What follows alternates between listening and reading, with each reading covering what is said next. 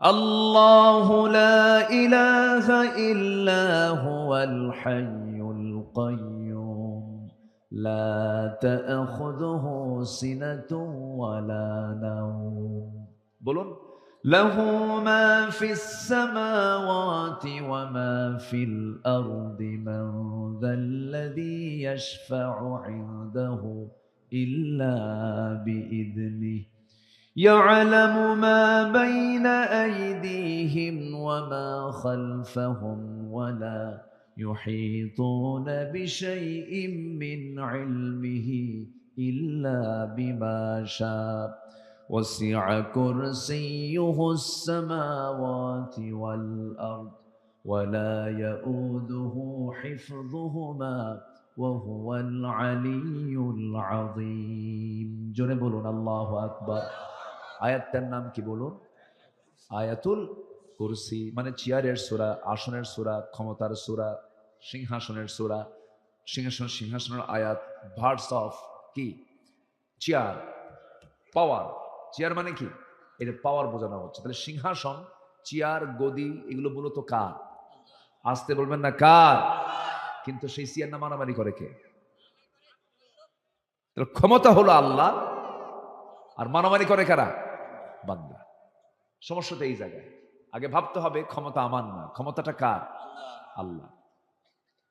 ক্ষমতা কখনো বান্দার হতে পারে না। তাই যদি হতো, এই যে চলে গেল জুলাইয়ের পর, তাদের কোনো খবর নাই। ক্ষমতা যদি তাদেরই থাকতো, এই যে চরম ভাবে তারা লাঞ্ছিত হলো, ক্ষমতা বান্দার যে নাই, এর চাইতে বড় বাস্তব প্রমাণ নিকটবর্তী বাংলার জমিন আর নাই। আল্লাহ কত সুন্দর করে জানিয়ে দিচ্ছেন ওয়ায়াতি। যারা পারেন কমন আয়াত সবাই পড়বেন। ওয়া তুইজ্জু মান তাশাউ ওয়া তুযিল্লু মান তাশা বিয়াদিকাল খায়রি ইন্নাকা আলা কুল্লি শাইইন কাদির। আল্লাহ যাকে চান সম্মান দেন, যাকে চান বেইজ্জত করেন। সকল কল্যাণ একমাত্র কার হাতে? কার হাতে? আল্লাহর হাতে। ওরা মনে হয় ভুলেই গেছিল, তাই না? ভাবতেছিল আমাকে কে ধরবে? দিল্লি তো আছেই, তাই না? অনেক কিছুই করেছিল। আমাদের ভরসা কোনো মানুষ নয়, আমাদের ভরসা কে? আসতে বলবেন, আমাদের ভরসা কে? আল্লাহ। যাবা? যাও, সমস্যা নাই। এখানে একজন বসেন, তুমিও যাবা? আচ্ছা, তাহলে আর থাকবে কে? বসেন, আপনি বসেন, একজন এসে বসেন। সম্মানিত ভাইয়েরা, আমার আলোচনায় কোনো বিরক্ত হচ্ছেন না তো আপনারা? যে আমাকে তো শোনেন আপনারা। এখন তো প্রযুক্তির কল্যাণে এখন সব কিছু দেখা যায়, শোনা যায়। আমি আসার আগে আপনারা আমাকে দেখে নিয়েছেন, চিনে নিয়েছেন। এখন এমন দুনিয়া, কোনো আড়াল কিছু নাই। এখন মোবাইলই বিয়ে হয়, বুঝলে? এখন কিসে বিয়ে হয়? বিদেশ থেকে দেখে, তুমি আমাকে দেখো, হ্যাঁ দেখলাম, তুমি আমাকে দেখো, দেখলাম, পছন্দ, হ্যাঁ পছন্দ, বিয়ে হয়ে গেল। সব এখন অনলাইন হয়ে গেছে। যাই হোক, এই গদির সমস্যার সমাধান কি করা যায়, এটা হচ্ছে আমার আজকের সাবজেক্টের মূল বিষয়। এখন বিষয়টা কি রাজনীতি মনে করতেছেন নাকি আপনারা? হুজুর আপনি আসছেন, একটু কান্দাবেন, একটু বাপ মার জন্য দোয়া করে দিবেন, এইগুলো আবার কি শুরু করলেন? এত সমস্যার মধ্যে আপনারা যান কেন? ওরা যা করে করুন। হ্যাঁ, তো এই চিন্তার কিছু লোক আছে কিন্তু, মানে হুজুররা একটু নেতৃত্ব দিক, আলেমরা একটু নেতৃত্ব দিক, ভালো মানুষ ক্ষমতায় যাক, এটা অনেক জনগণও চায় না। ভাবতেছেন আমার মানুষ ভালো, আমার দেশের মানুষ খুব ভালো না। তো ইতিহাস খুব দ্রুত ভুলে যায়। এই যে যুবকগুলো জীবন দিল, আমার তো মনে হয় কয়েক মাস পরে এটাও ভুলে যাবে। এই জাতির সবচেয়ে বড় সমস্যা হলো ভুলে যায় সবকিছু। সম্মানিত বন্ধুগণ, সম্মানিত ভাইয়েরা, এই সংকট দূর করার জন্য আমরা অনেক কিছু দেখেছি। আমরা এই 53-54 বছর কেউ দেখেছি আমরা 25 বছর, কেউ 16 বছর, কেউ 9 বছর, কেয়ারটেকার গভর্নমেন্টটা কয়েক বছর, এরা দেশ চালিয়েছে। সবার নামের আগে মোহাম্মদ ছিল। সবাই তাদের ধর্মের নাম ইসলাম বলেছে, কিন্তু ইসলাম দিয়ে তারা রাষ্ট্র চালায় নাই, কোরআন দিয়ে তারা রাষ্ট্র চালায় নাই। জাহান্নামে যাওয়ার 1 নম্বর কারণ নামাজ ছেড়ে দেওয়া। সেই মিনিমাম নামাজের আইনটুকু তারা পাশ করে নাই, নামাজের কথা বলেও নাই। অতএব সব দেখা শেষ, আগামীর দেশ হবে কোরআনের দেশ, ইসলামের দেশ। আসতে কন কেন, ঠিক কিনা? সবাই কি চান? চান কারা কারা? একটা হাত সাক্ষী রেখে আল্লাহকে দেখায় দেন, হাত তুলে দেখায় দেন। কেউ তো স্লোগান দেন না।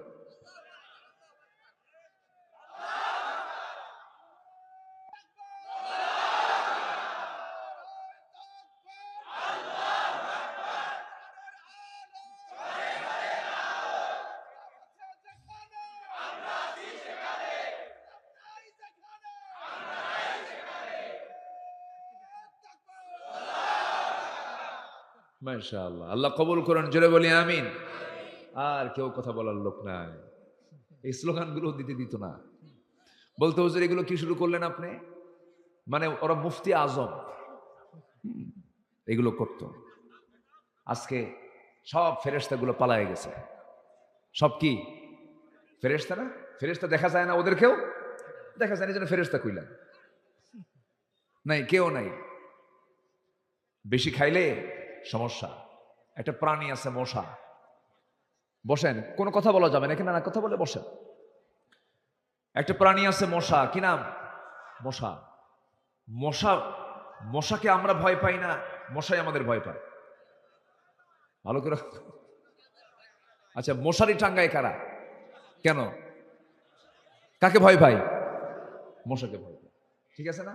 এখন তো আরো ডেঞ্জারাস, চিকুনগুনিয়া, তারপরে ডেঙ্গু, এডিস, আরো প্রবলেম। মশা কামড় মারলেই টেনশন শুরু হয়, আল্লাহ কি যেন হলো, মরেই যায় নাকি।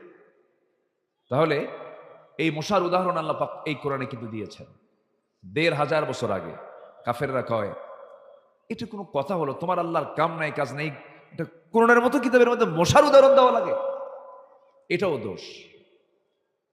সূরা বাকারার মধ্যে আল্লাহ রাব্বুল আলামিন সুন্দর করে বলছেন, আল্লাহ রাব্বুল আলামিন বলেন, ইন্নাল্লাহা লা ইস্তাহি আন ইয়াদরিবা মাসালাম মা বাউদাতান ফামা ফাওকাহা فأما الذين كفروا فيقولون ماذا أراد الله بهذا مثلا يضل به كثيرا ويهدي به كثيرا। জোরে বলুন আল্লাহু আকবার। আল্লাহ পাক লজ্জা পান না মশার উদাহরণ দিতে অথবা তদূর্ধ্ব কোনো বস্তুর দ্বারা উপমা দিতে, তিনি কোনো লজ্জাবোধ করেন না। কারণ এই মশাকে আমরা যদিও দুর্বল মনে করি, এই মশার উদাহরণে কেউ কেউ হেদায়েত প্রাপ্ত হয়, কেউ কেউ পথভ্রষ্ট হয়ে যায়। মশাকে দুর্বল চোখে দেখার কোনো সুযোগ নাই। মশার উদাহরণ কেন দেওয়া হয়েছে? আমি 4টা গ্রাউন্ড আমি উপস্থাপন করতে চাচ্ছি মশা নিয়ে। নাম্বার 1 হলো, মশা যদি বেশি খায় তার হায়াত কমে না বাড়ে? বলেন, বেশি খাইলে হায়াত কমে না বাড়ে? 16 বছর এরা কি কম খাইছে না বেশি খাইছে? আসতে কয়, কম খাইছে না বেশি খাইছে? তো বেশি খাইলে তো মরবেই তাড়াতাড়ি। তাহলে মশা থেকে শিক্ষা আছে না নাই? আচ্ছা, খাইছে বেশি, মরছে তাড়াতাড়ি। এত খাওয়া খাইলো, সম্পদ দিয়ে যদি সম্মান, সম্পদ দিয়ে যদি সবকিছু হয়, দেশের একজন টপ লিস্টেড ধনী ওরফে দরবেশ, জানেন না আপনারা? সবাই তো জানেন স্পষ্ট এগুলো। দেখেন না দাড়িটা কাটলো কেমনে? ওরা বলে আমরা নাকি ধর্মের ব্যবসা করি। যারা দাড়ি রাখে আবার দাড়ি কাটে ওরাই ধর্মের ব্যবসায়ী। যারা মাথায় পট্টি বাঁধে আবার তিলক লাগায় ওরাই হচ্ছে ধর্মের ব্যবসায়ী। আমাদেরকে নিয়ে অনেক বাজে মন্তব্য করা হয়েছে 16 বছর। আল্লামা সাঈদী কিনে অনেক নাটক মঞ্চস্থ করা হয়েছে, অনেক ষড়যন্ত্র করেছে ওরা, কিন্তু শেষ পর্যন্ত আল্লাহ ওদেরকে ন্যাংটা করে ছেড়ে দিয়েছেন। কি করেছেন? ওদেরকে ন্যাংটা করেছেন, একদম উলঙ্গ করে ছেড়ে দিয়েছেন। আলেমদের ধরবি, উলঙ্গ করে দিলাম, যা। ঠিক আছে না? পুলিশ ধরতে গেছে, আইনমন্ত্রীকে বলে স্যার চিনছি, থানায় চলেন। আইনমন্ত্রীকে আমি কি একা আসছি নাকি? আমি তো জামাতের সাথে আসছি। কে? কই যে বসে আছে, কে মাথার চুল কালো, মুখে দাঁড়িয়ে নাই, পরনে লুঙ্গি, গায়ে গেঞ্জি, লোকটা কে? ভালো করে দেখো, ওটাই দরবেশ। জালেম জালেমকে ছাড়ে না, জালেম জালেমকে ছাড়ে না, কিন্তু ইমানদার ইমানদারের জীবন রক্ষার্থে জীবন পর্যন্ত দিয়ে দেয়। যেরকম সুবহানাল্লাহ। লাভ কি হলো? কিছুই তো লাভ হলো না। সম্পদ আপনি এরকম বেশি করে খায়া, আকাম কুকাম করে তো লাভ হলো না। মুসা আলাইহিস সালামের বিরুদ্ধে ফেরাউন একবার একটা অভিযোগ দিয়েছিল, শারীরিক ত্রুটির কথা বলেছিল। ও কেমনে নবী হয়? ওর তো শারীরিক প্রবলেম। কি প্রবলেম? দেখেন এত বড় বেকুব ফেরাউন, কি শারীরিক প্রবলেমের লোক কোনোদিন আল্লাহর নবী হয় নাকি? কি সমস্যা? সমস্যা হলো ওর ওই অন্ডকোষের একটা ছোট একটা বড়। কে কইছে এটা? ফেরাউন। বলেন কে বলছে এটা? ফেরাউন। একদম সহি বর্ণনা কিন্তু এটা। আচ্ছা, এই কথা যখন বলছে, বলেন তো এই নবীটার রাগ কম না বেশি? বলেন তো। খুব রাগ ছিল, শোনা মাত্র কেঁপে গেছেন আর বলতেছেন, আল্লাহ শোনো, আমার প্রবলেম নাই, আমি সুস্থ, দিব্যি সুস্থ, আমার কোনো তাড়াতাড়ি ব্যবস্থা করো তুমি। আল্লাহ বলেন, মুসা টেনশন করো না, আমি সব একদম খুলে দেখাই দেবো, যাও। সুবহানাল্লাহ বলবেন না? উনি গোসল করতে গেছেন। কি করতে গেছেন? গোসল। আগের যুগের গোসলটা ওই কোনো একটা পানিতে নামলে ওই সময়ের শরীয়ত অনুযায়ী কাপড় খুলেও যদি বিকল্প কাপড় না থাকে কি করবেন, এরকম হয়তো বেকায়দা হতে পারে। তো উনি একটা পাথরের উপরে রেখে, একদম সহি বর্ণনা কিন্তু এটা তাফসীর আসছে, উনি পাথরের উপরে লুঙ্গিটা রেখে, ইজারাটা রেখে গোসলে নামছেন।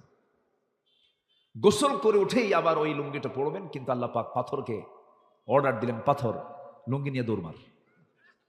সুবহানাল্লাহ বলবেন না? লুঙ্গি নিয়ে দৌড় মার। পাথরের কি জীবন আছে? আমাদের জীবন ছিল। আমাদের এই বডিটা কি দিয়ে তৈরি বলেন তো? এই যে বলেন কি, এটা কি? মাটি। খালাকাল ইনসানা মিন সালসালিন কাল ফাখার। শুষ্ক মাটি, আবার কাদা মাটি, বিভিন্ন বর্ণায় আসছে, এক কথা মাটি। তো মাটিতে যদি আল্লাহ জীবন দেন, আল্লাহ কি পাথরে জীবন দিতে পারেন না? পারেন। যিনি সবকিছুতে জীবন দিতে পারেন তিনি কে? আল্লাহ। পাথরকে অর্ডার করলেন, পাথর নিয়ে দৌড়ায়। মূসা আলাইহিস সালাতু ওয়াস সালাম তিনিও পিছনে দৌড়ান, বলছেন, পাথর রে, তুই আমার সঙ্গে বেয়াদবি করিস না, আমার তো পরনে লুঙ্গি নাই। আল্লাহ তার মেমোরি থেকে তিনি যে উলঙ্গ, এই স্মৃতি ভুলাইয়া দিয়েছেন, তিনি ব্যস্ত হয়ে পড়েছেন লুঙ্গি নেওয়ার জন্য। পিছে পিছে উনিও দৌড়, পাথরও দৌড়, নবীও দৌড়, পাথরও দৌড়, নবীও দৌড়, কিন্তু পাথরের সঙ্গে পারে না, কারণ পাথরকে আল্লাহ পাক অর্ডার দিয়েছেন, সোজা গিয়ে ফেরাউনের সামনে দাঁড়াবি। কোথায় গিয়ে দাঁড়াবি? ফেরাউনের সামনে গিয়ে দাঁড়াবি। ফেরাউন তার মন্ত্রী পরিষদ নিয়ে, পুরা ক্যাবিনেট নিয়ে এসে বসে গেছে, মিটিং করতেছে। ঠিক সেই সময় পাথরটা নিয়ে, যখন লুঙ্গিটা নিয়ে সামনে দাঁড়ায় গেছে, মুসাও সামনে চলে গেছেন, লুঙ্গিটা হাতের মধ্যে নিয়েছেন। এই দিকে তিনি যে উলঙ্গ, উনি নিজেও জানেন না, আল্লাহ পাক তার স্মৃতি দিকে সরাইয়া দিয়েছেন। ফেরাউন নিচের দিকে তাকায় দেখে, শুধু একে না, সবাই তাকায় দেখে, না সব ঠিকই আছে। আল্লাহু আকবার বলবেন। আজকে আলেমদের সত্যতা প্রমাণ হয়ে গেছে, আলেমদের কোনো দোষ নাই, সব উলঙ্গ করে দিয়েছেন ওদেরকে আল্লাহ তাআলা, ঠিক কিনা? আল্লাহ আছেন না নাই? আছেন। তাহলে মশার উদাহরণ যে দিয়েছেন আল্লাহ, এটা কি সঠিক না ব্যাঠিক? সঠিক। নাম্বার 2, মশা যে কামড়ায় আমাদের, এই মশাটা কামড়ায় পুরুষ মশা না মহিলা মশা? বলেন। হ্যাঁ হ্যাঁ, তো মহিলা মানুষ না তো। আবার দেখেন ম্যাডামরা বসে আছে, মহিলারা মানে মহিলা মানুষ না, কিন্তু মহিলা মশার কথা বলতেছি। মহিলা কি? মশা, স্ত্রী মশা। মহিলা মশা যেটা স্ত্রীলিঙ্গ, যেটা সেটা কামড়ায়, পুরুষরা কামড়ায় না। আল্লাহ রাব্বুল আলামিন আজ থেকে ১৫০০ বছর আগে ওই স্ত্রী মশার কথাই বলেছেন, ইন্নাল্লাহা লা ইস্তাহি আন ইয়াদরিবা মাসালাম মা বাউদাতান। বাউদাতান যারা আলেম উলামা আছেন, এটা হলো মুয়ান্নাসের সিগা। কিসের সিগা বলেন? মুয়ান্নাস, স্ত্রীলিঙ্গের সিগা। গোলতা শেষে আছে। স্ত্রী মশার কথা বলেছেন আল্লাহ রাব্বুল আলামিন। শীতের রাত, চতুর্দিকে দেখি কোথাও কোনো মশা নাই, কিন্তু রাতের বেলা যখন ঘুমাতে যাই দেখতেছি গোটা ঘরে কোথাও মশা নাই, নেটিং করা আছে, জানালায় নেটিং করা আছে। কিন্তু যখন আপনি শুয়ে পড়লেন অন্ধকার রাতে, কেমন চোখ তার নাকের ডগায়, কানের কাছে সে সারেগামা পাধানাসিয়া। কি ঠিক আছে? সারেগামা পাধানাসি শুরু হয়ে যায়, ভন ভন করে। ও পাইলো কেমনে টের? সায়েন্স বলছে, বিজ্ঞান বলছে যে মশা এত তার ঘ্রাণ শক্তি যে ৭৫ ফুট দূর থেকে সে টের পায় এখানে কোথাও মানুষ হয়ে আছে। ৭৫ ফুট দূর থেকে, এটা বিশাল ব্যাপার। কিন্তু কামড়ায় ফেলে। বংশ বিস্তারে স্ত্রী মশাই কামড়ায়। বংশ বিস্তারের জন্য স্ত্রী মশাই কামড় দেওয়া দরকার, মানুষের কাছে আসা দরকার। এই জন্য স্ত্রী মশাই এই দায়িত্ব পালন করে।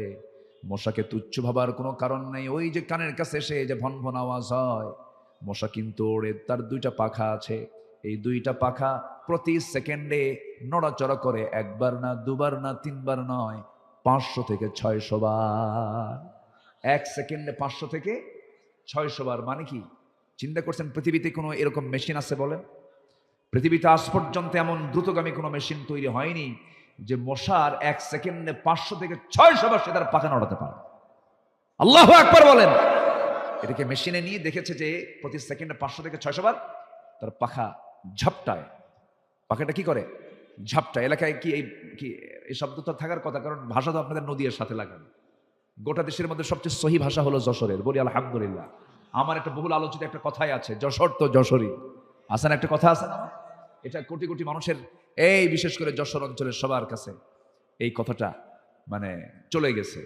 যশোর আপনাদের খই বিখ্যাত না, বলে না যে নাটোরের কাঁচাগোল্লা, বগুড়ার দই, আবার কি বলে যশোরের খই, বলে খই না, আপনার যশোরের ভাষা বিখ্যাত, বলি আলহামদুলিল্লাহ। ভাষার মতো এত সুন্দর ভাষা বাংলা ভাষায় আর পৃথিবীতে কোথাও নাই, বলি আলহামদুলিল্লাহ। আচ্ছা, তাহলে 3টা শুনলাম। নাম্বার 4, এই পৃথিবীতে একজন কাট্টা কাফের মশার কামড় খায় মরছে। বলেন, মাথার ভিতরে মশা ঢুকেছিল, কে সেটা বলেন, কে? নমরুদ। তাহলে কি মশা কি মূল্যবান না বলেন তো? তাহলে মশার যে একটা উদাহরণ আল্লাহ পাক দিয়েছেন, এর মধ্যে শিক্ষা আছে না নাই?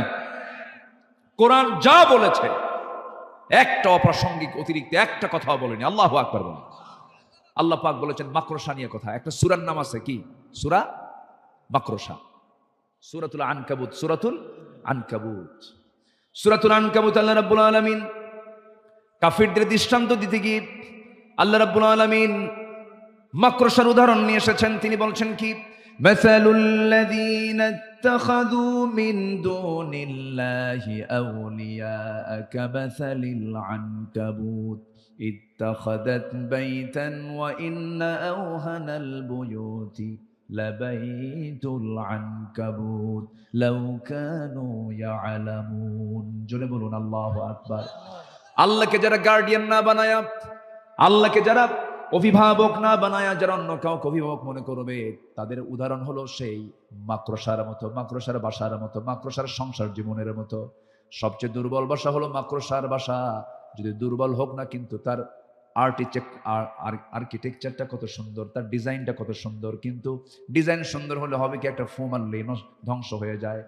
আল্লাহ পাক মাকড়সার উদাহরণ দিয়েছেন, তার ঘরের উদাহরণও দিয়েছেন। আবার এখানে সায়েন্স গবেষণা করে দেখেছে, পুরুষ মাকড়সা এবং স্ত্রী মাকড়সা যখন যৌন মিলনে যখন তারা যায়, ইন্টারকোর্স যখন কমপ্লিট হয়ে যায়, এই ইন্টারকোর্স কমপ্লিট করে যাওয়ার পরে স্ত্রী মাকড়সার ভিতরে একটা শারীরিক তার ঘাটতি থাকে, তার ভিটামিনের কমতি থাকে, এটাকে পূরণ করার জন্য শেষ পর্যন্ত সেটাকে পূরণ করার জন্য স্ত্রী মাকড়সা পুরুষ মাকড়সাকে কামড় মেরে খেয়ে ফেলে।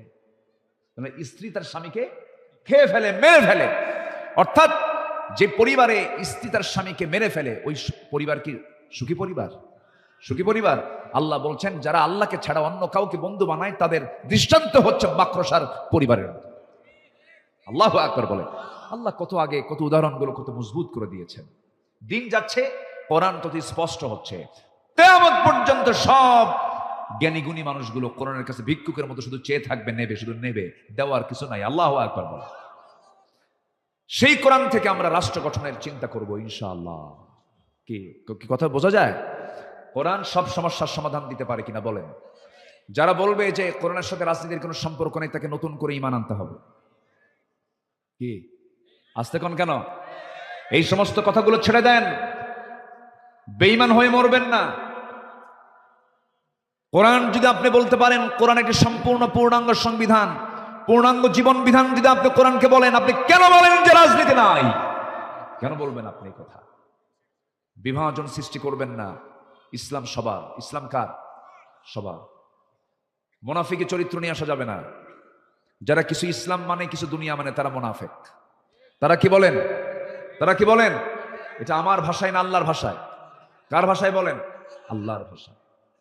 তাহলে কোরআন দিয়ে কি রাষ্ট্র গঠন করা যায়? আসতে বলে রাষ্ট্র গঠন করা যায়? সম্ভব? সম্ভব কিনা বলেন? সম্ভব। কিন্তু আছে আমার দেশে? নাই। আমার দেশে কি আমার দেশে কি সেই বিধান সংবিধান কি মানে রাষ্ট্রীয় পর্যায়ে কায়েম আছে? নাই। কি কায়েম আছে? মদের বোতল। কি কায়েম আছে? সুদের কারবার। কি কায়েম আছে? জেনার লাইসেন্স। কিসের লাইসেন্স বলেন? এই খুলনা ডিভিশনে মদের ফ্যাক্টরিও আছে। এই খুলনা ডিভিশনে আছে না? ক্যারিয়ন কম দর্শনে মদের ফ্যাক্টরি আছে। গত বছর কয়েকশো কোটি টাকা লাভ হয়েছে। সেই লাভের টাকাও খাচ্ছি আমরা, মাশাআল্লাহ, আলহামদুলিল্লাহ। কি কথা বুঝতেছেন না আপনারা? কথা বোঝেন না? তাহলে এই যে আমাদের ভিতরে যে মিশ্রণ হয়ে আছে হারামগুলো, এই হারামগুলোকে বর্জন করার জন্য আমাকে আপনাকে এই একটি সুন্দর কল্যাণ রাষ্ট্র, যেখানে সুদ থাকবে না, যেখানে মদের ফ্যাক্টরি থাকবে না, আমার আপনার বোন মা যৌনকর্মীর লাইসেন্স নিয়ে সে লাইসেন্স বুকে ঝুলায় নিয়ে বলবে I M A sex worker. লজ্জার কথা এগুলো, এগুলো বাংলার জমিনে আমরা দেখতে চাই না। আমরা এগুলো দেখতে চাই না। আমরা দেখতে চাই ইসলাম। আমরা দেখতে চাই কি? ইসলাম। আল্লাহ কবুল করুন। জোরে বলি আমিন। আল্লাহ ইসলাম দিয়েছেন, এছাড়া আর কোনো দিন পৃথিবীতে নাই, কোনো দিনের বৈধতা আল্লাহর কাছে নাই। সূরা শুরার 13 নম্বর আয়াত আল্লাহ পাক একদম ক্লিয়ার করেছেন। 42 নম্বর সূরার 13 নম্বর আয়াত বাড়িতে বিলায় নেবেন। এটা আব্দুল আমিন বলে নাই, এই বক্তব্য একমাত্র মজবুত করে দিয়েছেন তিনি কে? আল্লাহ তাআলা। আল্লাহ রাব্বুল আলামিন বলেন, شرع لكم من الدين ما وصى به نوحا والذي أوحينا إليك وما وصينا به إبراهيم وموسى وعيسى أن أقيموا الدين ولا تتفرقوا فيه كبر على المشركين دعوهم إليه الله يجتبي إليه من يشاء ويهدي إليه من ينيب জোরে বলুন আল্লাহু আকবার।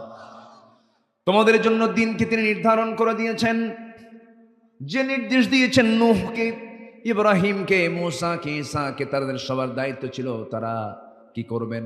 এই জমিনে কার দিন কায়েম করবেন বলেন? আসতে বলবেন না কার দিন? আপনি কোরআনকে প্রশ্ন করুন, কোরআন তুমি বলে দাও আমার রাসূল দুনিয়াতে কেন আসছিলেন তুমি কোরআন বলে দাও। আল্লাহ পাক কোরআনে বলেছেন, আমি আমার রাসূলকে পাঠাইছি সকল দিনকে, সকল দলকে, সকল তন্ত্রমন্ত্রকে পরাজিত করে তার উপরে আল্লাহর দিন ইসলামকে বিজয়ী করার জন্য। যেরকম সুবহানাল্লাহ। কার কথা এটা? তাহলে আমার নবীর সময় আরো দল ছিল কিনা বলেন? সেই দলগুলোকে রাসূল যুদ্ধ করে, মোকাবেলা করে, দাওয়াত দিয়ে, প্রতিহত করে, সংঘর্ষ পর্যন্ত জড়াতে হয়েছে রাসূলকে। রক্তাক্ত পরিবেশ তৈরি করতে হয়েছে, যুদ্ধের মুখোমুখি হতে হয়েছে, ঘর বাড়ি ছাড়তে হয়েছে, নির্যাতন সহ্য করতে হয়েছে। এরপরেও তিনি বাতিলকে মোকাবেলা করে দ্বীনকে তিনি বিজয়ী করেছেন। কার সাহায্য নিয়ে? তাহলে এই কাজকে আমাদের নাই? এই দায়িত্ব আমাদের আছে না নাই বলেন? আসতে বলবেন না আছে না নাই? আচ্ছা, আপনি নামাজ পড়বেন, আপনি ইসলাম চাবেন না, আপনি এখনো মুসলমান হতে পারেন না। এরকম মুসলমান আমার দেশে আছে না নাই? আছে না? নামাজ পড়ে, রোজা রাখে, কিন্তু ইসলাম আসুক চায় না। ইসলাম আসুক চায় না। এরা কি মুসলমান না মুনাফিক? এটা কি আমার ভাষা না আল্লাহর ভাষা? আল্লাহর ভাষা।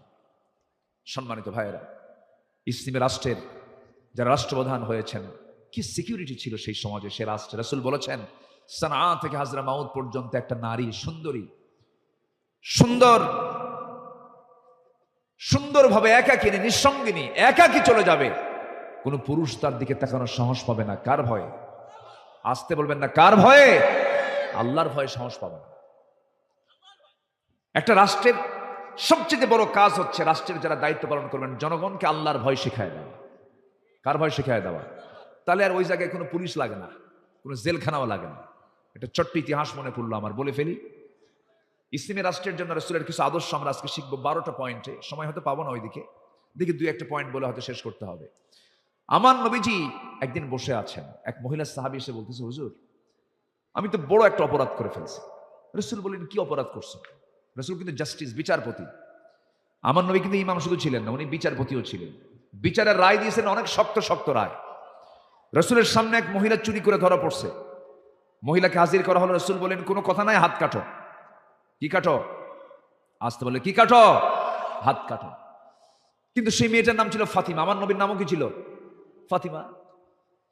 সম্ভ্রান্ত পরিবারের মেয়ে হওয়ার কারণে সেই পরিবারের লোকজন ওমরের কাছে এসে ধারণা দিয়ে বলেন, ভাই ওমর, তোমার কথা রাসূল শুনবেন, আপনি যেহেতু তার পরামর্শ সভার সদস্য, একটু সুপারিশ করেন। তার মনটা গলে গেছে। নবীর কাছে গিয়ে বলছে, হুজুর দেখেন তো মাফ করা যায় কিনা। আমার নবীজির চেহারা লাল হয়ে গেল। শুধু আমরা শুনি দয়ার সাগর নবীজি। দেখুন তিনি বিচারে কত কঠোর ছিলেন। তিনি কেঁপে গিয়ে রেগে গিয়ে বলছেন, লাউ আন্না ফাতিমাতা বিনতা মুহাম্মাদিন সারাকাত লাকাতাতু ইয়াদাহা আমার কলিজার টুকরা মেয়ে ফাতিমা বিনতে মুহাম্মদ যদি চুরি করে ধরা পড়ে যেত, আমি নবীজির সবার চোখের সামনে আমি নবী তার হাত বের করে আমি রাসূল নিজে তার বাপ হয়ে হাত কেটে দিতাম। আইন সবার জন্য সমান, এটা হচ্ছে ইসলামী রাষ্ট্রের একটা বৈশিষ্ট্য। এটা ওমরে ফারুক ঘোড়া কিনতে গেছেন। কি কিনতে গেছেন? ঘোড়া। সেই ঘোড়া কিনে কয়েক মাইল দাঁড়াইছে। এখন মানুষ কি কিনতে যায়? হোন্ডা গাড়ি। আগে কি কিনতে যেত? ঘোড়া। তো ঘোড়া কিনেই টাকা পয়সা লেনদেন শেষ, ক্রয় বিক্রয় হয়ে গেছে, চুক্তি শেষ। ঘোড়া নিয়ে কয়েক মাইল দাঁড়াইছে, ঘোড়ার 4টা পা গেছে বসা। উনি তো গেছেন খেপে, এসে বলতেছেন, এই ঘোড়াওয়ালা ফাইজলামি করো না, আমার তুমি অচল ঘোড়া দিচ্ছে, অসুস্থ ঘোড়া দিচ্ছে, এই ঘোড়া আমি নেবো না। সাইয়েদনা ওমর ফারুকের এই কথা শুনে ঘোড়াওয়ালা বলতেছে, আমিরুল মুমিনিন, আমি আপনাকে অসুস্থ ঘোড়া দিই না, আমি আপনাকে সুস্থ ঘোড়া দিয়েছি। অসুস্থ সুস্থ বুঝি না, ঘোড়া নেই, আমার টাকা দে। কি কথা বলছেন? তো আমি আমার দে, এটা দে। তো ঘোড়াওয়ালা বলতেছে, না আমি আপনাকে দেবো না, যেহেতু আমার জানা মতে ঘোড়া কোনো অসুস্থ ছিল না, এটা আপনার মালিকানা যাওয়ার পর হয়েছে, এটার ফয়সালা আপনিও দিবেন না, আমিও দেবো না, আদালত দেবে, যান। কে বলতেছে? কে কয়? কে কয়? ঘোড়াওয়ালা কাকে কয়? 40 রাষ্ট্রের রাষ্ট্রপ্রধান ওমরে ফারুককে বলতেছে, যার চোখের ইশারায় ওর মতো ঘোড়াওয়ালা লাখ লাখ সব উড়ে যাবে সব। সে বলতেছে আদালতে চলে। ওমরে ফারুক মুস্কে হাসি মেরে বললেন, তাই তুমি আমাকে আদালতে নিবা? হ্যাঁ চলো। সুবহানাল্লাহ বলবেন না? আদালতে চলে গেলেন। আদালতের চত্বরে গিয়ে যখন আদালতের বিচারপতির সামনে গিয়ে দাঁড়াইছেন ওমরে ফারুক, বিচারপতি চেয়ার থেকে দাঁড়ায় গেছে। দাঁড়ায় বলতেছে, আপনি এখানে কেন? আপনি কেন আদালতে? কি হয়েছে আমিরুল মুমিনিন বলুন। কি দেখো না যে মামলা দিছে? দেখো যেটা সঠিক হয়, আমি ওমরের দেখে বিচার করব না, কোরআনকে দেখে বিচার করবা।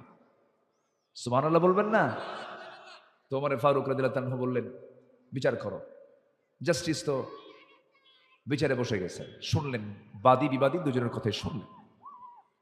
শোনার পরে সেই কাজীর নাম হলো কাজী শুরাই ইবনুল হারিস আল কিন্দি রাহমাতুল্লাহ আলাইহি।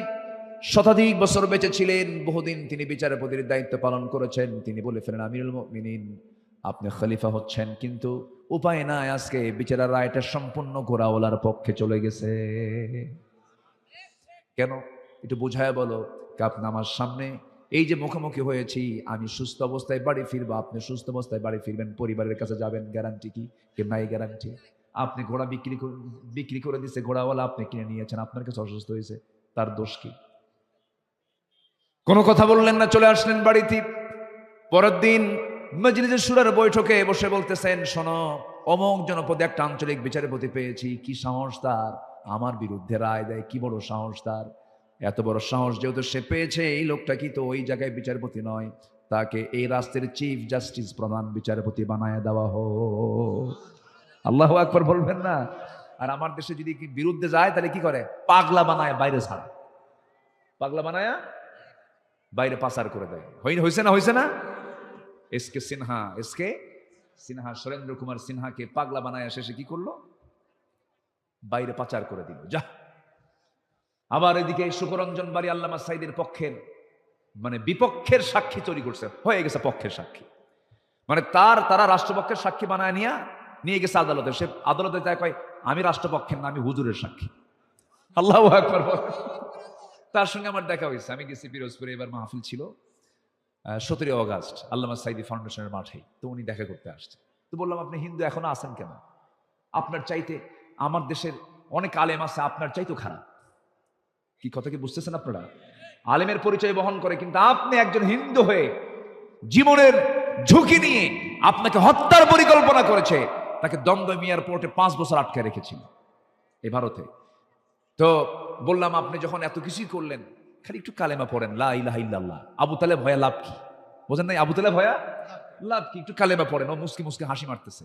তো আমি লাইনে আছি, খুব চেষ্টায় আছি, একটু যোগাযোগ মাঝে মাঝে রাখি, দেখি তো একটু কালেমা পড়ান যায় নাকি।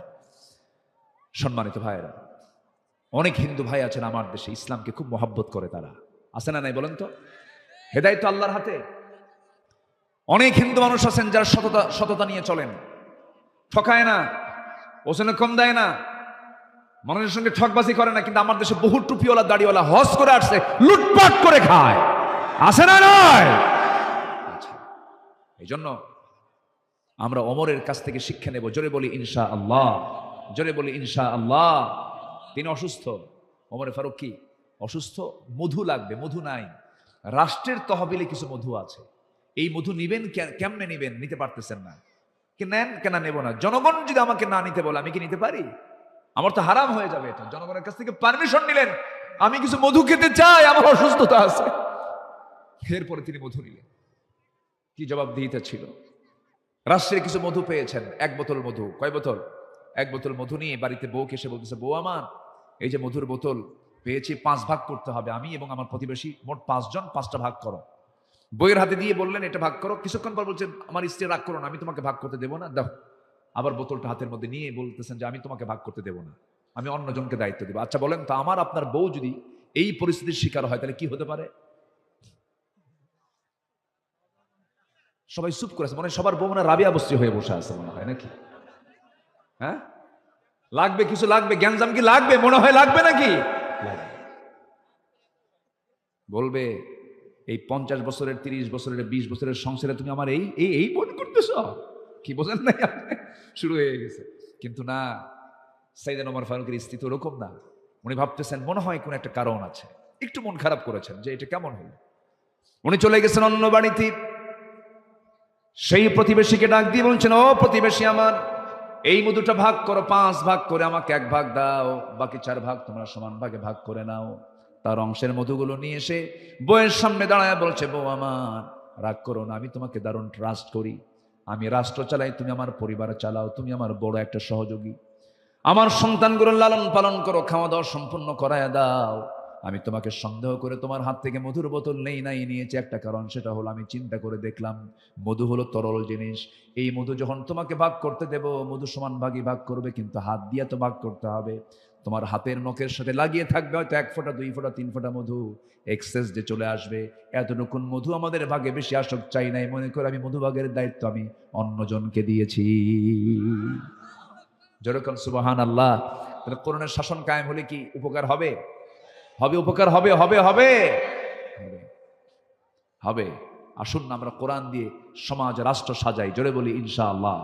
কোরআন দিয়ে আমরা পরিবার সমাজ রাষ্ট্র গড়াই, জোরে বলি ইনশাআল্লাহ। যারা কোরআন চাবে আমরা তাদেরকে চাবো, যারা কোরআন চাবে না আমরা তাদেরকে জুতা দেখাবো, জুতা। আসতে কোন কেন, ঠিক কিনা? বহু কিছু দেখছি আমরা, বহু ঠকা ঠেকছে, আর ঠকতে চাই না আমরা।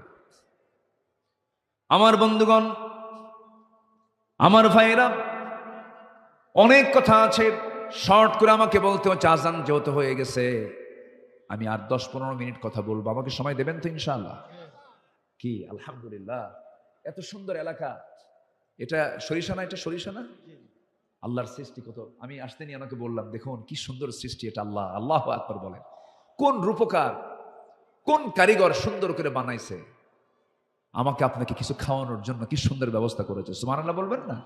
দেখতে কত সুন্দর, এরকম সুন্দর পৃথিবীর কেউ করতে পারবে? কাতারে গিয়েছিলাম বছর 2 আগে, কোনো গাছগাছালি নাই, একদম ধুধু। ওর মধ্যে দেখি বিশাল একটা জায়গায় তারা সবুজ করেছে, এরকম সবুজ গাছগাছালি। তো ভাবলাম এখানে সবুজ গাছগাছালি কেমনে আসলো? এই মসজিদ আজান দেয়, একটু মুখে দিতে পারতো না। চাচা মানবে না, চাচা শুরু করছে, শুরু করুক উনি। সবাই 2-1 জন একটু উত্তর দেন, একটু উত্তর দেন, আমি একটু কথা বলি না। আজান শেষই হোক, খুব জোরে আসতেছে, আমরা একটু জবাব দিই, এটা একটা ইবাদত। একটু মিস্টেক না, মিস্টেক তো, এটা খেয়াল করবে না? হ্যাঁ, বুড়া মানুষ তো বোঝে নাই।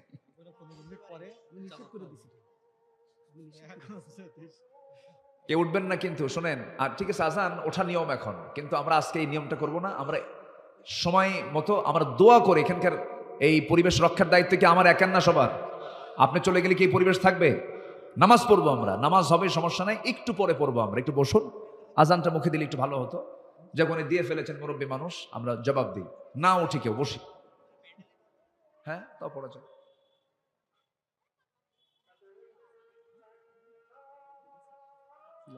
আজান তো লম্বা, আজান থামতেছে না তো।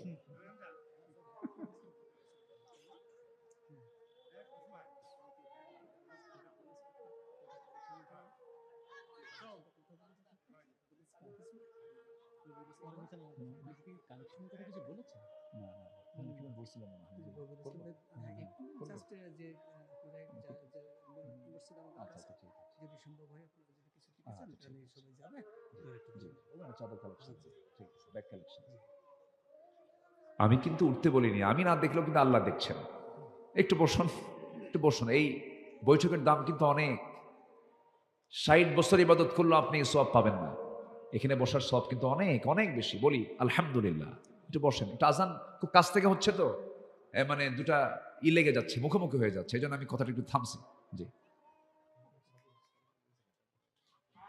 না, জনগণ থেকে মনে হয় টান বেশি দিচ্ছে।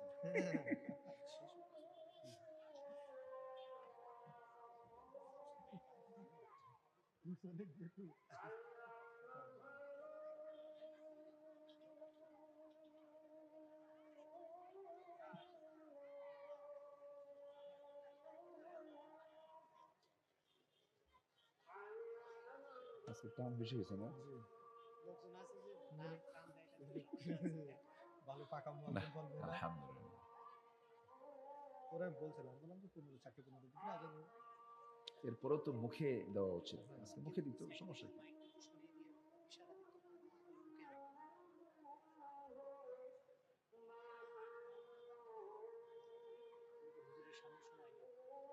না, সমস্যা নেই।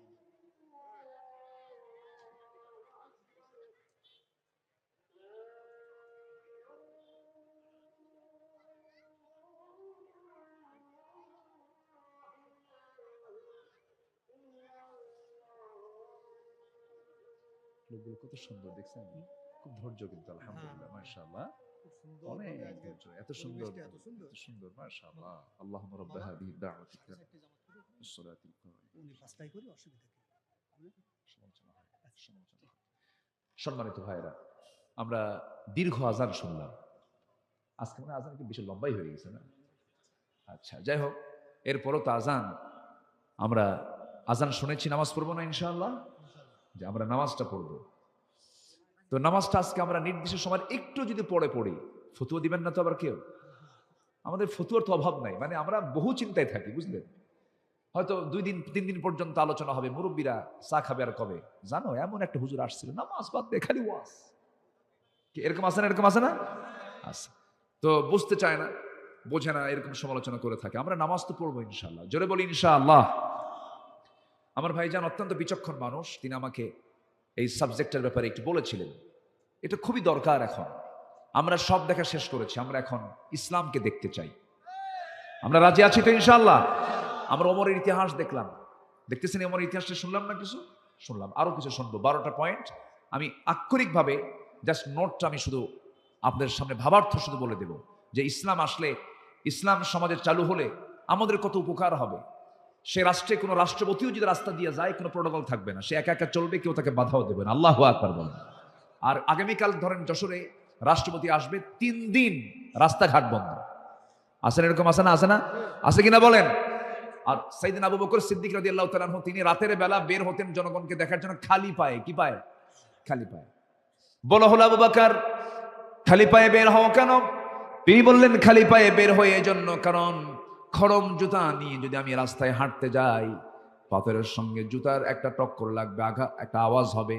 সে আওয়াজে যদি আমার জনগণের যদি ঘুম ব্যাঘাত হয়, ঘুম নষ্ট হয়, কিয়ামতের দিন আমাকে তার জন্য আসামির কাঠগড়ায় দাঁড়াতে হবে। কি কথা বুঝতেছেন কি আপনি? জনগণের ঘুম যেন নষ্ট না হয়, খালি পায়ে হেঁটেছেন খলিফারা। আর আমার দেশের কোন নেতা আসলে সামনে 50টা, পিছনে 50টা গাড়ি, রাস্তা অচল করে রাখে। এমন নেতৃত্ব আমরা দেখতে চাই না। আমি নিজে দেখেছি, মালয়েশিয়ার যিনি প্রধানমন্ত্রী মাহাথির মোহাম্মদ, মালয়েশিয়ায় গিয়েছিলাম বেশ কয়েক বছর আগের কথা। কেএলএতে আমি কোনো একটা শপিং এ ঢুকেছি, আমি একজন প্রধানমন্ত্রী, তিনি একে একে ঘুরতেছেন মার্কেটে, সামনে পিছনে একটা প্রোটোকল নয়। আর আমার দেশে আতিপাতি নেতাও যদি হয়, তার সামনে 50টা, পিছনে 50টা। কেন এত মরার ভয়? কেন? যাদের কাছে এত ভয় লাগে তাদের নেতৃত্ব দেওয়ার দরকার নাই। বান্দা ভয় করবে কাকে? আল্লাহকে ভয় করবে। সম্মানিত ভাইয়েরা, তাহলে আমরা শিখে নিচ্ছি ইসলামী রাষ্ট্র গঠনে আমার নবীর আদর্শ কি ছিল। নাম্বার 1 হচ্ছে, তিনি সমাজে শিরিক বন্ধ করে তাওহীদ চালু করেছেন। শিরিক বন্ধ করে। কি বন্ধ করে বলেন? সমাজে কোনো শিরিক ছিল না। শিরিক যেরকম মানুষের তৈরি করা আইন, এটা একটা শিরিক। ওটাকে উৎখাত করে কার আইন প্রতিষ্ঠা করেছেন? আচ্ছা, এরপরে তিনি মূর্তিগুলোকে রেখেছেন না ভেঙেছেন? ভেঙেছেন। আর আমরা মূর্তিগুলো কি করছি? রেখেছি না বানাইছি? বলেন বলেন, রেখেছি না বানাইছি? আমরা বানাইছি। যারা বানাইছে, যদি হিন্দুরা বানান সমস্যা নাই, হিন্দু ভাইদের যে মন্দিরে তারা মূর্তি রেখেছেন ওটা নিয়ে আমাদের কোনো ক্লেম নাই। কিন্তু আমি মুসলমান, আমি কেন বানাতে যাব? এখানে বক্তব্য আছে না নাই? শত শত কোটি টাকার মূর্তি বানানো হয়েছে, কারো বাবার টাকা নয়, জনগণের টাকা, ঠিক কিনা? আবার সেই জনগণ 5 আগস্টের পর কিছু ভেঙেছে, ভাঙে নাই? ডক্টর ইউনূসকে বলেছে এগুলো কি হচ্ছে, এগুলো ভাঙচুর কেন? একজন ইতিহাস, একজন স্থাপত্য, এই দেশকে যিনি স্বাধীন করেছেন, স্বাধীনতার স্থপতি, তার এই মূর্তিগুলোকে কেন ভাঙ্গা হচ্ছে? ডক্টর ইউনূস বলেছিলেন এই প্রশ্ন আমারে করেন কেন, তার বেটিরে করেন। বেটির অপকর্ম এটার জন্য দায়ী, আমাদের কোনো দোষ নাই। সম্মানিত ভাইয়েরা, এত অহংকার! আরে বাপরে বাপ! কুচি কুচি ছেলেরা, ভার্সিটি পড়ুয়া, ঢাকা ইউনিভার্সিটি, ওরাই তো ভবিষ্যৎ। বলতেছে আমাদের কোটা দেন, আমরা বৈষম্য বিরোধী, আমরা ছাত্র বৈষম্য রাখবো না, কোটা বিরোধী আন্দোলন করতেছে তারা। কোটা বাদ দেন, আমাদের এগুলো বাড়ায় দেন, ন্যায্য দাবি তাদের। আর বলতেছে যে রাজাকারের নাতিপুতিরা চাকরি পাবে, সেই জায়গায় রাজনীতি। রাজাকারের নাতিপুতির কার বান্দা? আসতে বলেন কার বান্দা? তো নাতিপুতিরা দাদারা ভুল করে গেছে, নাতির দোষ আছে নাকি? তো নাতির নিয়ে কত কথা বলো কেন? এগুলো বিনয়ের কথা না, এগুলো অহংকারের কথা। অহংকারের সাথে যখন পতন হয়েছে তখন, ঠিক কিনা? অহংকার দেখানো যাবে না। তাওহীদকে প্রতিষ্ঠা করা হচ্ছে ইসলামী রাষ্ট্রের 1 নম্বর কাজ। নাম্বার 2 হলো সকল হিংসা দূর করবো আমরা। কি দূর করবো বলেন? হিংসা। জমি কিনে একজন, ঘুম হয় না আরেকজনের। এরকম লোক মনে হয় এই যশোরে নাই, মনে হয়। একজন জমি কিনে আরেকজনের ঘুম হয় না, খালি হাই রে কামটা হলো কি, এরকম আছে না? এরকম আছে না? এরকম আছে। এগুলো মুসলমানদের কাম না, এগুলো মুসলমানদের মধ্যে আসবে না। এগুলো মুসলমান যদি এগুলো করে তাহলে ভাবতে হবে ওর মধ্যে মুসলমানই তো নাই। নাম্বার 3 হলো হিংসা দূর করে ভ্রাতৃত্ব প্রতিষ্ঠা হলো 2 নাম্বার। আমার নবীজি দেখেন, নবীজি হুনাইন যুদ্ধের পরে, কোন যুদ্ধ? হুনাইন যুদ্ধের পরে তিনি গনিমতের কিছু মাল পেয়েছিলেন, যুদ্ধলব্ধ মাল পেয়েছেন।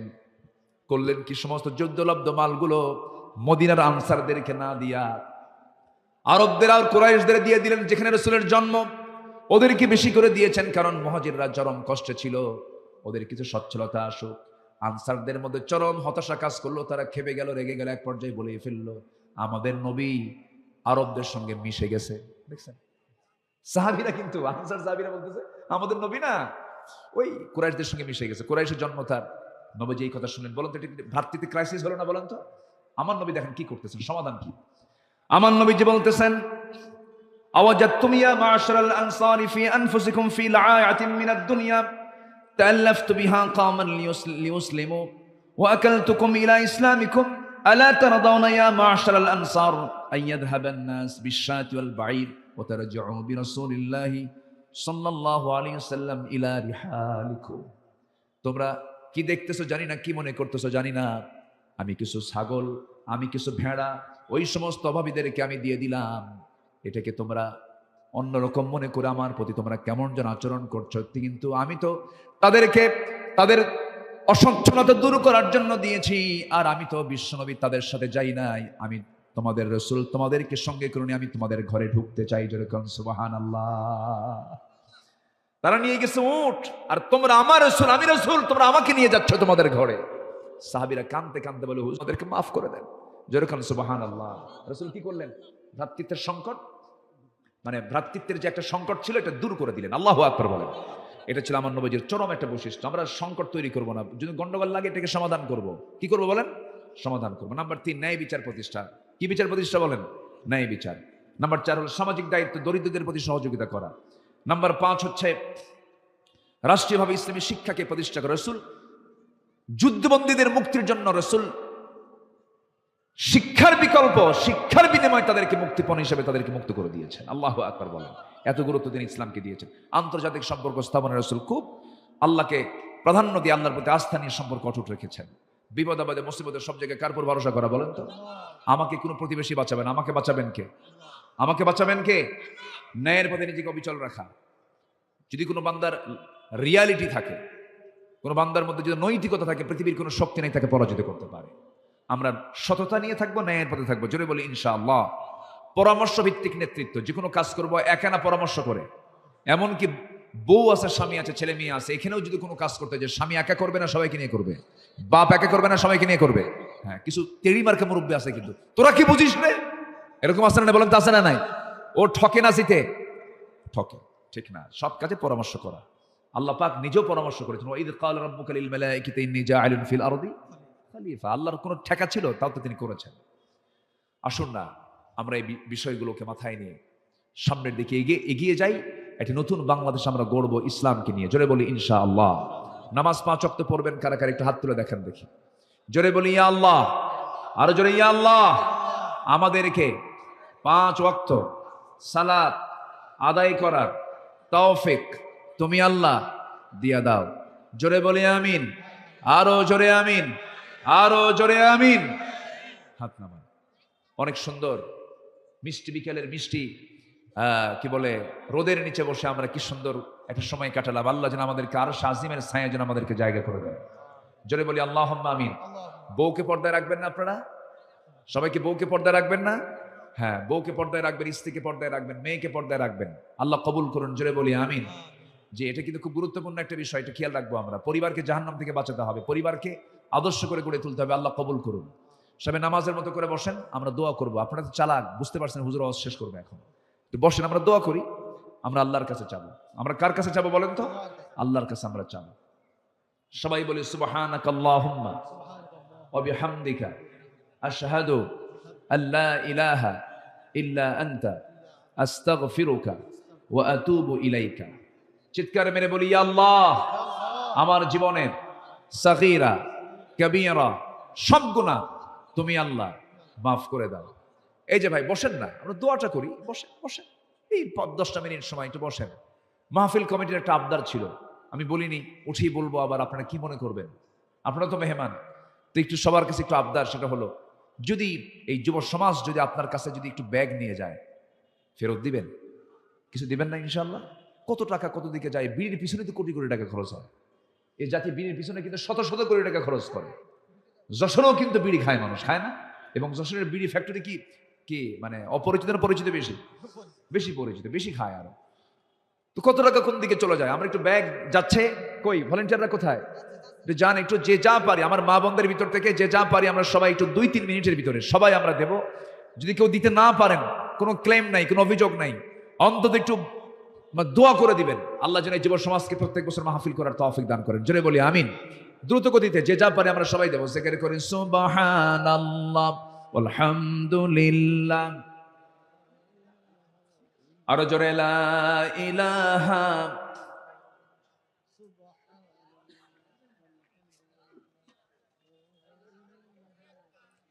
আরে ব্যাগ তো যায়নি এখনো, মনে হয় গেছে। জি, যে যা পারি। যদি কেউ না দিতে পারেন সমস্যা নাই, ব্যাগে একটু হাতের ছোঁয়া লাগাই দিয়ে বিসমিল্লাহ বলে ফু দিয়ে দিবেন, আল্লাহ বরকত দিয়ে দিবেন। ব্যাগের মধ্যে আবার হাত দিয়েন না। জি, যে যা পারি আমরা সবাই দেবো ইনশাআল্লাহ। জিকির করি সুবহানাল্লাহ। বসেন, জিকির করি লা ইলাহা। মাইকটা অনেক সুন্দর, মাইকের সিস্টেম সুন্দর, মাইক ভালো মাশাআল্লাহ। জিকির করি সুবহানাল্লাহ আলহামদুলিল্লাহ, আরো জোরে লা ইলাহা। আমরা সলাতুল আসর আমরা এখানে আদায় করবো ইনশাআল্লাহ। অনেক লোক তো এখানে আদায় হবে, যাদের ওযু আছে তারা নামাজে দাঁড়িয়ে যাবেন মুনাজাতের পর ইনশাআল্লাহ। ওযু নাই যাদের, ওযু করে নেবেন। জিকির করি লা ইলাহা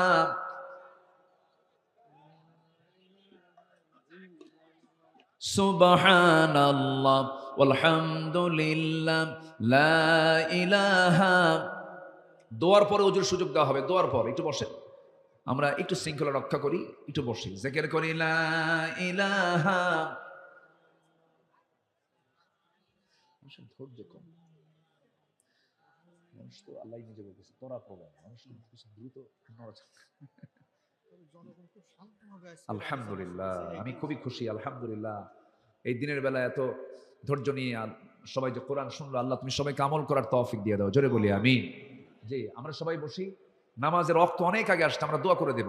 ব্যাগগুলো কোথায়? ব্যাগগুলো নিয়ে আমার পিছন দিয়ে চলে গেল না তো? আছে তো নাকি? যুবকরা, এই যুবকরা কোথায় তোমরা আসো? জি, সব আসো, চলে আসো। মাদের ভিতর থেকে যে যা পারেন আমার মা বোন সবাই দিবেন। আল্লাহুম্মা আমিন। রব্বানা যালামনা আনফুসানা ওয়া ইল্লাম তাগফির লানা ওয়া তারহামনা লানাকুনান্না মিনাল খাসিরিন।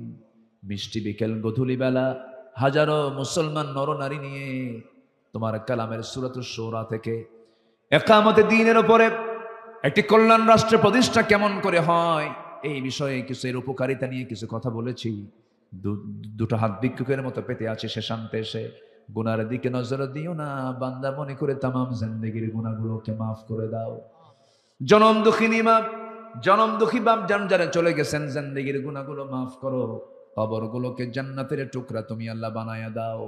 আয় আল্লাহ তাআলা, আমার আব্বা আম্মা আমাদের মধ্যে যাদের দুনিয়া থেকে বিদায় নিয়েছেন, কবরের সমস্ত আযাবগুলোকে মাফ করে দাও, কবরগুলোকে জান্নাতের টুকরা বানায়া দাও। আয় আল্লাহ তাআলা, আব্বা আম্মার জন্য কি দোয়া তাও শিখিয়ে দিয়েছো, সবাই বলুন রব্বিরহামহুমা কামা রব্বায়ানি সগীরা। রব্বিরহামহুমা কামা রব্বায়ানি সগীরা।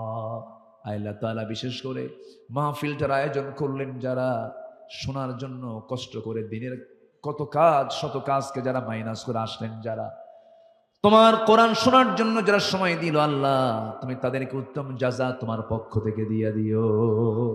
যা শুনলাম মানার তৌফিক দাও আল্লাহ।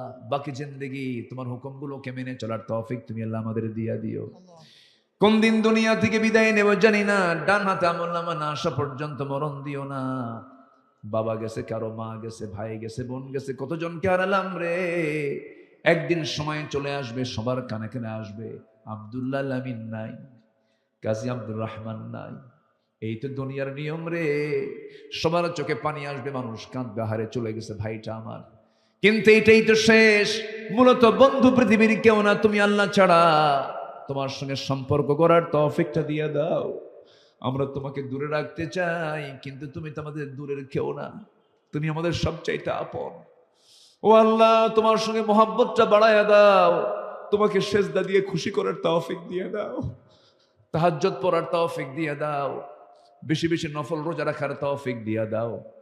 জিহ্বা থেকে সমস্ত হারাম, সমস্ত মিথ্যা কথা, হারাম খাবার জিহ্বা থেকে সরাইয়া দাও। আয় আল্লাহ তাআলা, সকল প্রকার হিংসা থেকে দিলকে সাফ করে দাও। আয় আল্লাহ তাআলা, কোন দিন দুনিয়া থেকে বিদায় নেব জানি না, আল্লাহ ডান হাতে আমলনামা না আসা পর্যন্ত মরণ দিবা না। আল্লাহ গো, আশপাশে কত মাইয়াত শুয়ে আছে, কত কবরবাসী পড়ে আছে, কবরে কেউ নাই দেখে। আল্লাহ তোমার কাছে ফরিয়াদ করি, তুমি এই সমস্ত কবরবাসী আযাবগুলোকে মাফ করে দিও। কবরগুলোকে তুমি আল্লাহ জান্নাতের টুকরা বানাইয়া দিও। আল্লাহ, একদিন সবাই চলে যাব, একদিন কেউ তো থাকবো না। টেনে হেঁচড়ে নিয়ে চলে যাবে কবরের দিকে, কবরের সময় দেবে। 24 ঘন্টা যাবে না, মাথার চুলগুলো খসে খসে পড়বে। এই চুলে সাবান দিয়েছি, এই চুলে তেল দিয়েছি, কত যত্নই না করেছি, কত নাপিত দিয়া চুলটা সাইজ করেছি, যত্ন করেছি, শ্যাম্পু লাগাইছি, তেল লাগাইছি। 24 ঘন্টায় তেল, সেই তেল লাগানো চুলগুলো পড়ে পড়ে যাবে। 3 দিনে চামড়াগুলো গলে গলে পোকার পেটের খাবার হবে।